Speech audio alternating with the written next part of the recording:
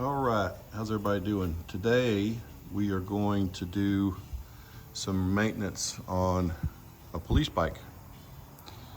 Belongs to a long time customer of mine, Steve from Florida. He's been bringing the bike here for 10 years or more. But we have to repair the rear brake.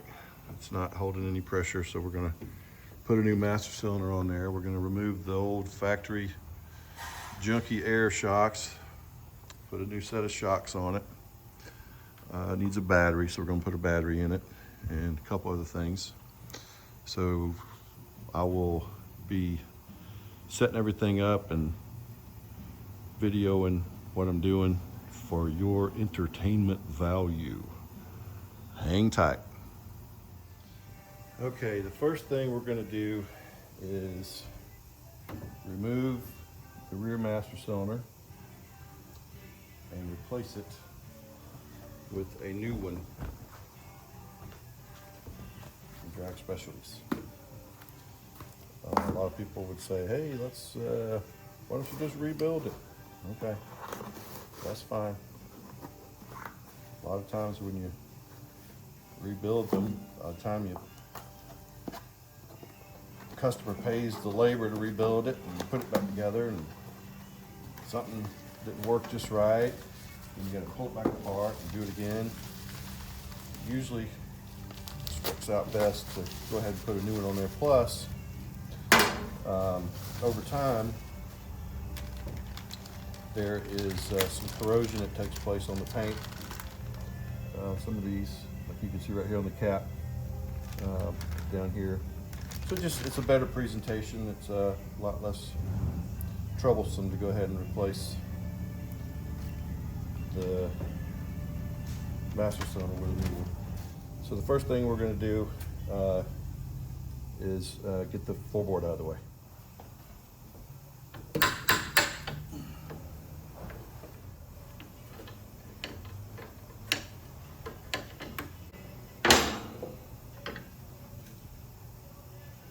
All right, that gets that out of the way. Now, we'll take the brake line off.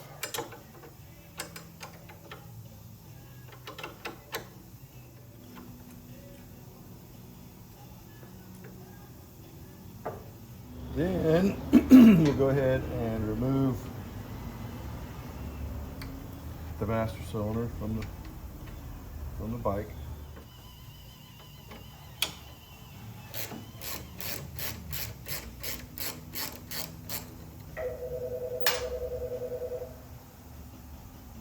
Samson V Twin, this is Steve.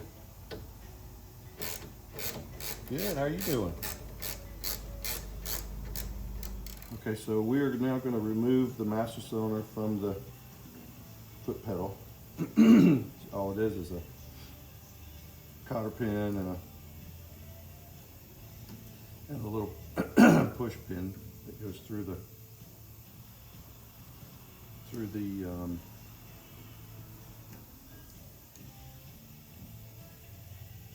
brake pedal here, and then we will replace the old one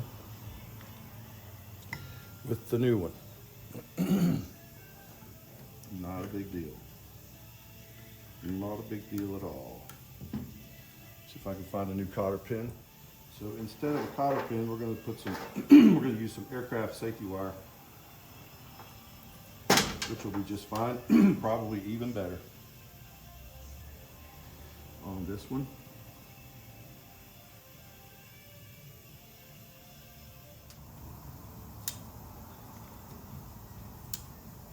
It's in there. As you can see, it's secure as a cotter pin. We even put an extra washer back there to hold it together. It's not going anywhere. So we will put a little grease on the pin there. Put a little grease on there, help things out, help them move better.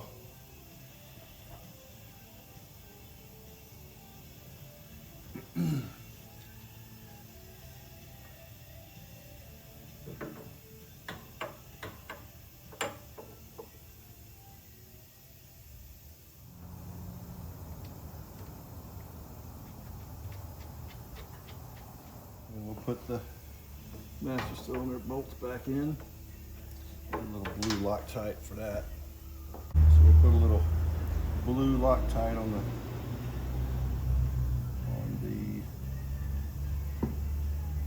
master cylinder bolts here.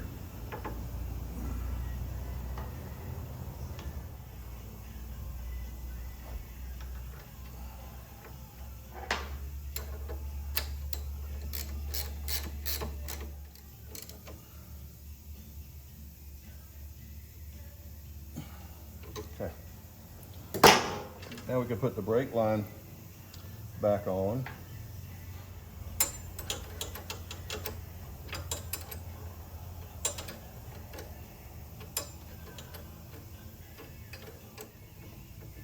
Okay, the next thing is to put fluid in it and bleed the brakes. I'm going to take the cap off. Nice and new. Nothing to worry about. Calls for .4. .4. All right, calls for .4. So we'll open up a new one.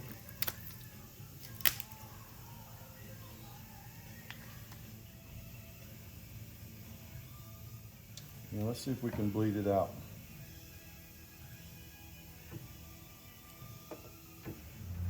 Got lots of air bubbles coming out. This is called the tickle method. Tickle it, get all the air out as much as you can. Try to build up some pressure. Get it started to building up pressure, and then bleed the entire system after you've gotten some pressure built up. But there's plenty of air coming out right now, so we're making progress. The fluid level's dropping, which is good. It's taking fluid. Let's just keep tickling it. It's starting to build pressure. So we will begin the bleeding process. Now we're starting to build pressure.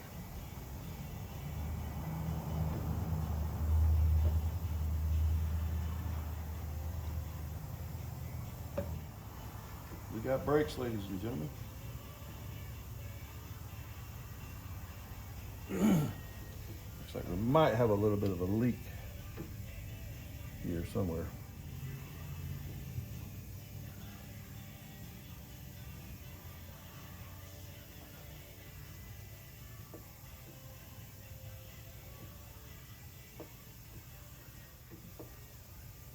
Yep, sure is.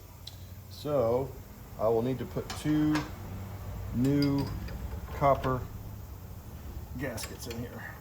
All right, so we have 2 brand new copper gaskets here.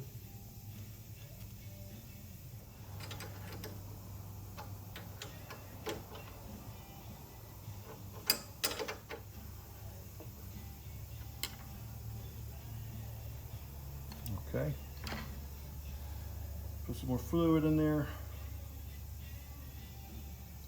Let's see where we are. Uh-oh. Bad leak somewhere.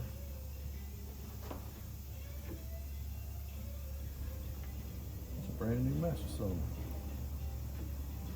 What's going on? That ain't good.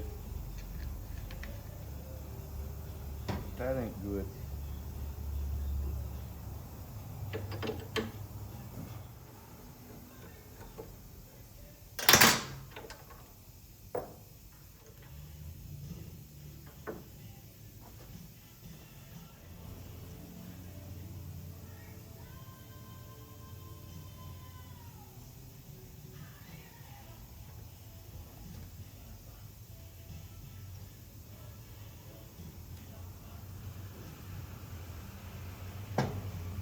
Oh, the Maggio bolt's different. So, come to find out, the problem, the reason it was leaking is because the factory banjo bolt thread count is different, just by a little bit. So, we're going to put a different banjo bolt on to solve the problem. Isn't that special?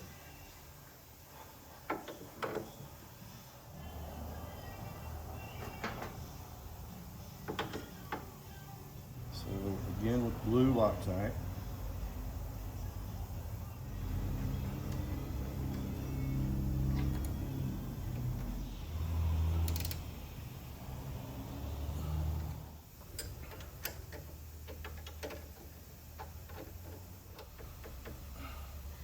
I know it doesn't make sense as to why one would thread into the wrong threads, but it's basically a metric thread count with almost the same diameter as an SAE thread count.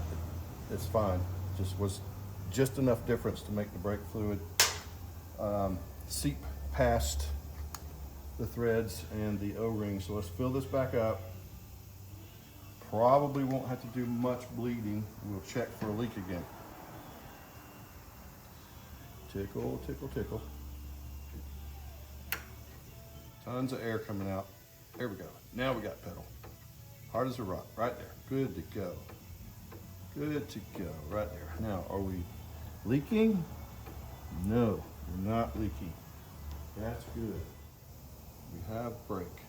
Still a little bit of air coming out, but it's good. Good to go. We should not have a leak. Nope. No leaks, no runs, no errors. Good to go.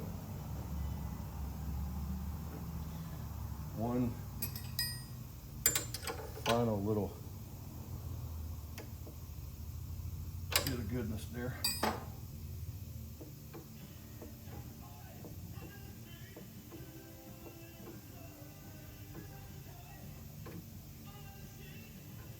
We're good. We put the cap back on.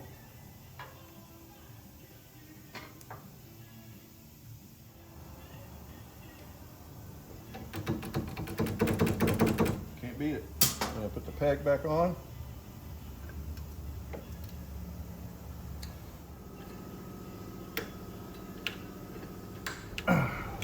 Now, that task is complete. We have good brake. We have a new master cylinder. In with the new, out with the old. Now we're going to put a set of shocks on there, hold tight. All right, now we're going to replace the factory shocks with a good set of aftermarket shocks from Drag Specialties. These things never worked from the factory. You put air in them in the morning and the air's gone in the afternoon. They ride like caca, which is Spanish for not very good. And then that'll take care of his rideability issues. So what you have to do, first of all, those of you that know how to do this, I'm not talking or sharing with you, I'm sharing with those that don't know. So if you know how to change shocks, that's great. If you don't, I'm doing this for you. It's pretty easy to do. All you need to do is get the weight off the bike. We have these lifts here at the shop. Each lift has one. We have a couple extras, but this will take the weight off the back of the bike. I'll show you. It's real easy to get the weight off the bike. Literally, you just crank it up. And what we're looking for is the point where the tire barely touches, like that, right there. And we'll go down just a little bit. That should be neutral, should be weight neutral. And then what we'll do, we'll grab. All right, so these are the shocks that we're gonna be putting on the bike. Very nice set of adjustable shocks. Not overly priced. They do the same thing on a daily rider. This isn't a performance type thing. We're not trying to road race. Customer's not trying to road race or any of that kind of stuff. These shocks right here will be just fine for what he's wanting to do, which is ride his motorcycle and enjoy it.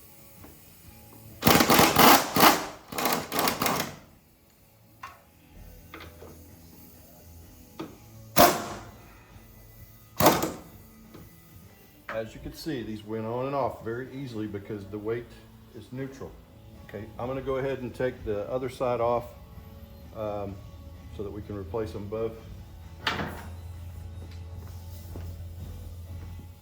Okay, I've removed both shocks from the bike. And we're gonna go back on, starting with this side, only because I'm closer to this side. There's no rhyme or reason why I'm doing it.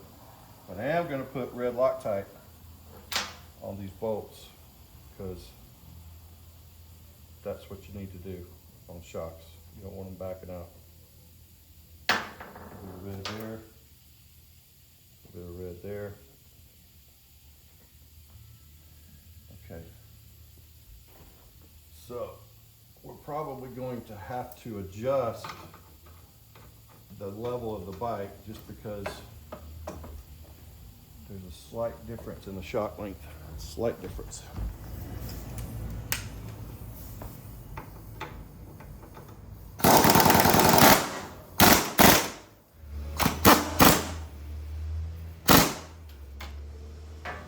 We'll put the other shock on now, on the other side. Red Loctite. And just for good measure, we are going to hand tighten. We don't need to, that was pretty good. Hand tighten. We don't need to, that one's pretty good. I'm gonna go check the other side. Okay, so we're good on the shock replacement. That's pretty much it. We'll make sure that Steve gets his adjuster wrench, instructions, we'll get his old shocks back, which I'm sure he will treasure. We're going to go ahead and pull the seat in preparation for the battery replacement. We'll go ahead and get rid of these airlines while we're at it.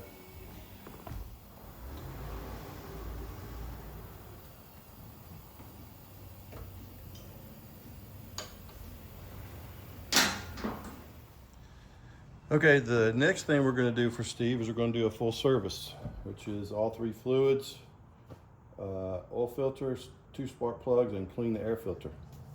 So bear with me and we will get this thing going. Get this thing up in the air so we can get to everything. This is the lift that we use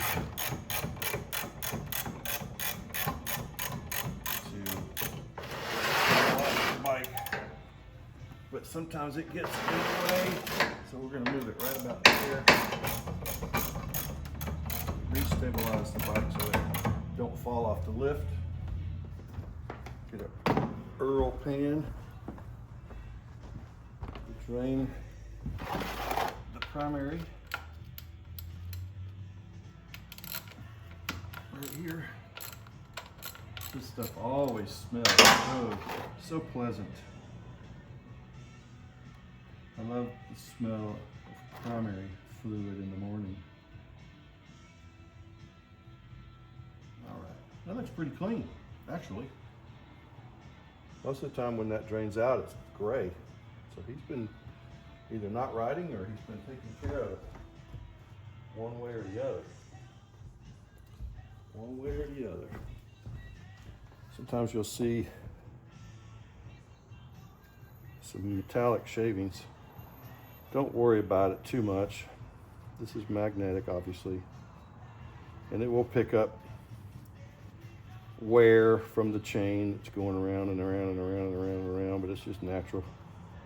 I wouldn't worry too much about that. Let that drain for a little bit. Go ahead and pop the derby cover off.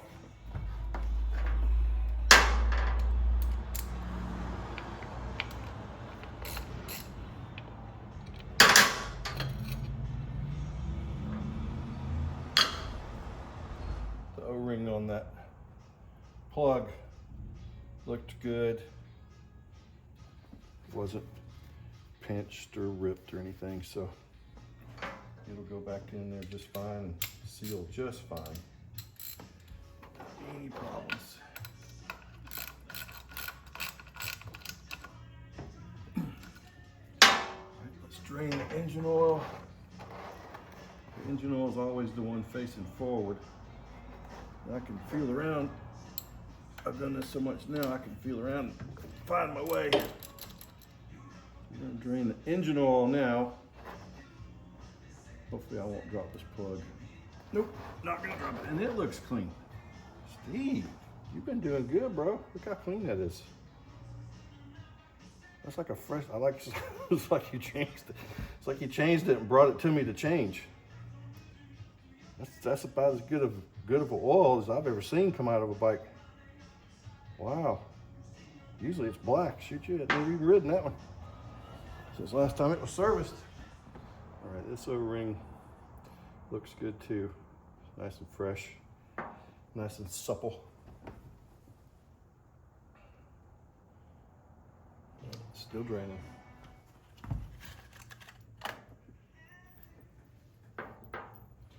So someone was thinking whenever they designed all this stuff for the twin cams, late model twin cams, same socket that removes the spark plugs removes all the drain plugs. 5/8. Very convenient.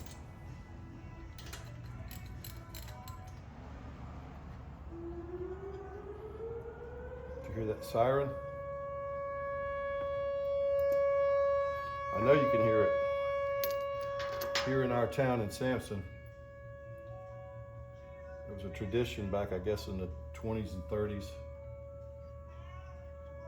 way back in the 1900s,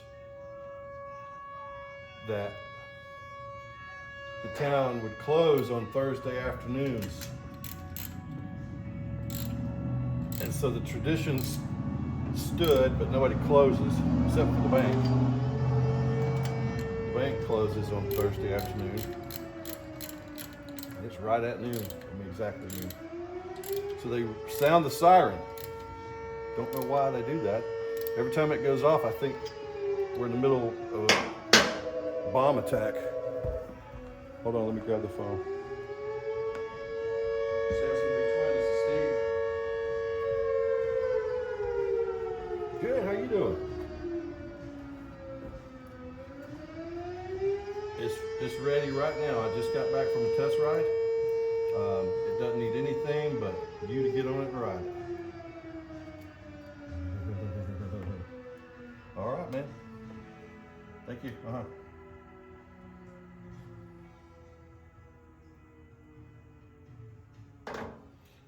Okay, now that the siren stopped and I can talk again, I always put dielectric grease on any electrical connection. It just makes things better.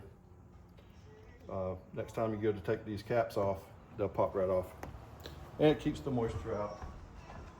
I'm gonna go ahead and put the primary fluid back in it.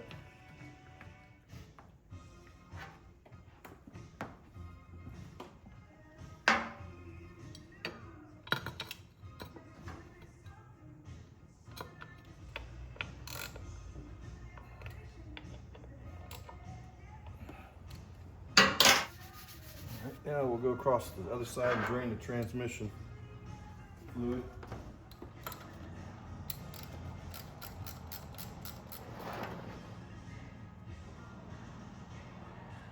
Front tire has 40 pounds. Front tire has 40 pounds. Rear tire has 40 pounds. Rear tire has 40 pounds. Filling the transmission. Filling the transmission. I was at the point here where I'm about to put engine oil in it because we drained the engine oil, the transmission, and the primary. We've put new spark plugs in it. Now we're going to put engine oil in. Engine oil's going in. Engine oil's going in. Okay, the next thing we have to do is change the oil filter. Oil filter. This one happens to have a 17 millimeter socket on the end of it. Sometimes it works, sometimes it doesn't. Let's try it and see if it'll work.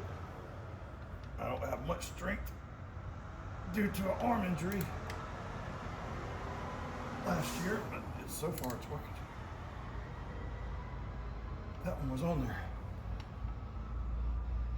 Hulk the Almighty must have put that one on.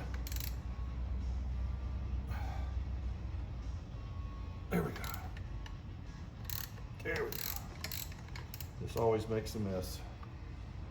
So, not much you can do. Usually if you drain the engine oil real good before you take the filter out, it's about the best you can do.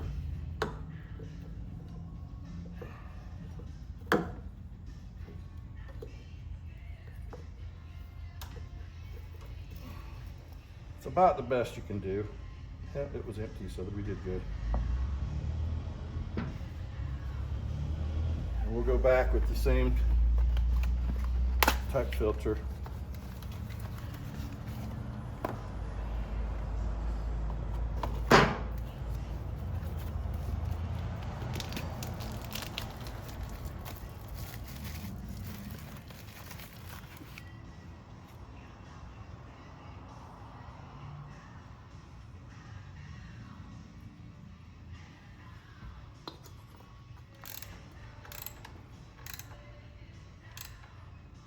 That is the end of that. So now, the next thing we have to do is put a battery in it. So hold tight and we'll put a battery in it. This bike has a Thundermax on it, which is really nice, but as all these new ones, you have to take this cover off to get to the battery.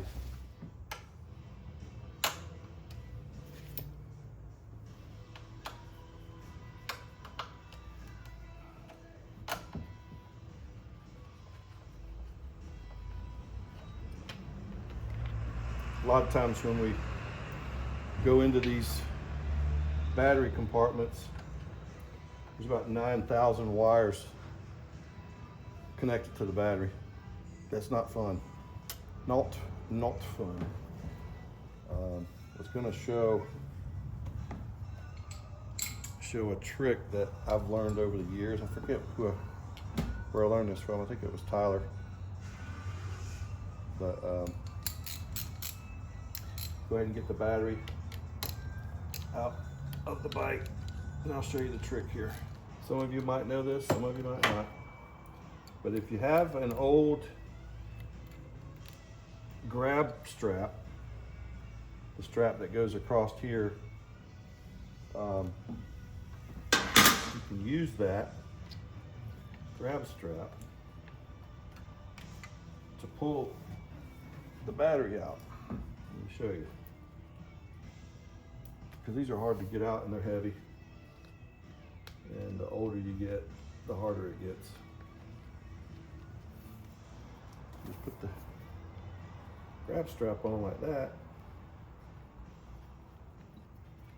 and you can pull the battery out. Like that. See how easy that was? Really, really easy, right? Real easy. Then you go back in with the battery, get everything out of the way.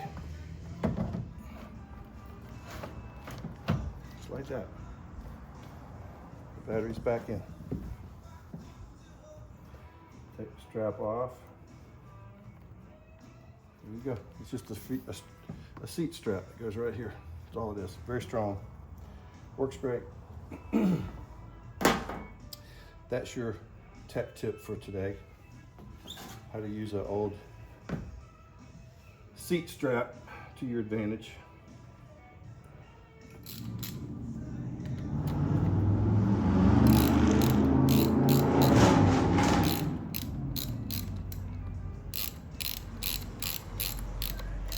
Got somebody that runs around town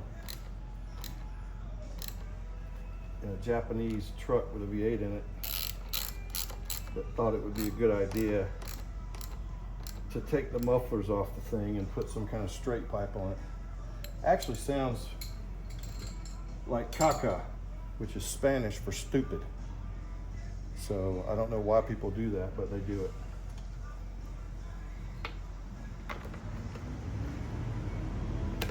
That's my rant for today. Don't take a Japanese vehicle with a V8 in it and take the muffler off of it. Because it's what? It's what, boys and girls? Stupid. There you go.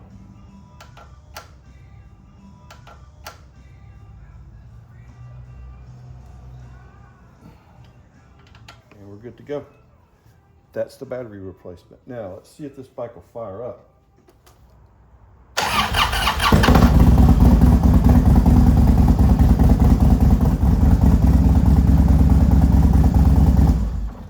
All right, that concludes all the work that we're doing on this bike for today. All it needs is to have the seat put back on it.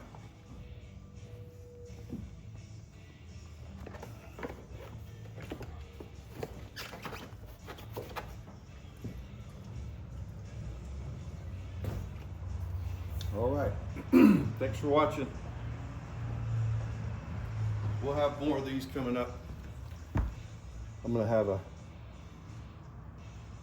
microphone coming in pretty soon and see if I can't do these just a little bit better for the audio. But thank you for watching.